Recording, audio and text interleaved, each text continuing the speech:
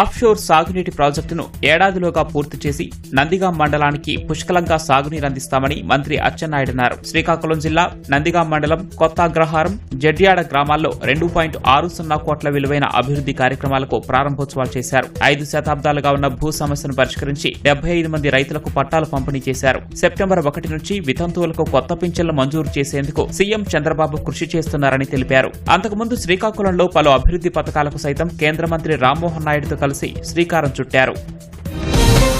ఈ నెల 17 నుంచి భోగాపురం ఎయిర్పోర్టు నుంచి విమాన రాకపోకలు ప్రారంభమవుతాయని మంత్రి కొండపల్లి శ్రీనివాస్ అన్నారు. 17వ తేదీ ఉదయం సింగపూర్ నుంచి విమానం బయలుదేరి భోగాపురం చేరుకుంటుందని, ప్రయాణికులకు ఘన స్వాగతం పలుకుతామని చెప్పారు. భోగాపురం ఎయిర్పోర్టు రాకతో ఎస్కోట సమీపంలో 100 ఎకరాల్లో భారీ రిసార్ట్ ఏర్పాటు కానుందన్నారు.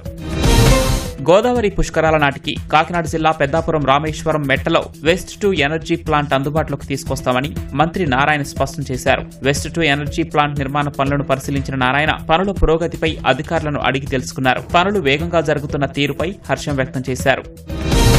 కోనసీమ జిల్లాలో ప్రముఖ పుణ్యక్షేత్రమైన ద్రాక్షారామ శ్రీ మాణిక్యాంబ సమేత భీమేశ్వర స్వామి ఆలయాన్ని ఉప ముఖ్యమంత్రి పవన్ కళ్యాణ్ సతీమణి అన్నా లెజినోవా సందర్శించారు.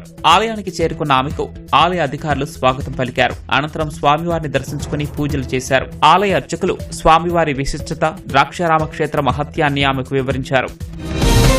రద్దీగా ఉండే బస్సులో ప్రయాణికులను లక్ష్యంగా చేసుకుని చోరీలకు పాల్పడుతున్న 7 ముఠా సభ్యులను అనంతపురం పోలీసులు అరెస్ట్ చేశారు. వారి నుంచి 46 లక్షల విలువ చేసే 313.14 గ్రాముల బంగారం, 100 గ్రాముల వెండి, 2.50 లక్షల నగదు స్వాధీనం చేసుకున్నారు. 8 కేసుల్లో నిందితులుగా ఉన్న ఈ ముఠా ఒకే కుటుంబానికి చెందినవారని ఎస్పీ జగదీష్ వెల్లడించారు. కొన్ని రోజులుగా చోరీలకు పాల్పడుతున్న వీరిపై నిఘా పెట్టి పట్టుకున్నట్లు తెలిపారు.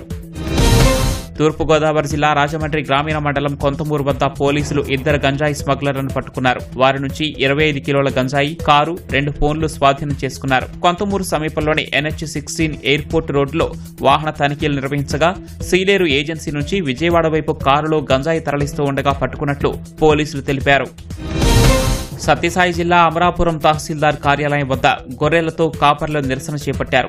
అమరాపురం మండలం తమ్మిడేపల్లి గ్రామ చెరువు కబ్జాకు గురై గొర్రెలకు, పశువులకు మేత కరువైందని ఆందోళన నిర్వహించారు. చెరువు వద్ద పశువులను రానివ్వకుండా అడ్డుకుంటున్నారని వాపోయారు. ఆక్రమణకు గురైన చెరువును రక్షించి బాధ్యులపై చర్యలు తీసుకోవాలని అధికారులను గొర్రెల కాపరులు కోరారు. తిరుపతి జిల్లా శ్రీకాళహస్తీశ్వర ఆలయంలో ప్రాకారోత్సవం ఘనంగా జరిగింది. శ్రావణ మాసం మొదటి శుక్రవారం పురస్కరించుకుని శ్రీ జ్ఞాన ప్రసూనాంబికాదేవికి ప్రత్యేక పూజలు చేశారు. అమ్మవారి ఉత్సవమూర్తికి శాకాంబరి దేవిగా అలంకరించారు. అమ్మవారికి నైవేద్యాలను సమర్పించారు. మేళ తాళాలు, మంగళ వాయిద్యాలతో ప్రాకారోత్సవం చేపట్టారు. భక్తులు అధిక సంఖ్యలో తరలివచ్చారు.